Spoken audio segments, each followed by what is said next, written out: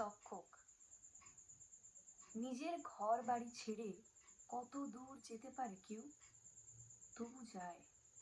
পথে পথে শুকনো কুয়ো, বাদামি তক্ষক, ভাঙা রেল লাইন, লতা গুল্ম ঢাকা শেড, পরিত্যক্ত নগরীর মতো বিশাল কারখানা। তোমার থেকে ফেরার পথে এসব ছিল না, কিন্তু এইসবই তো ছিল। ভেবেছিলাম নিজের ঘর বাড়ি ছেড়ে কত দূর যেতে পারে কেউ। এখন আর ভাবি না।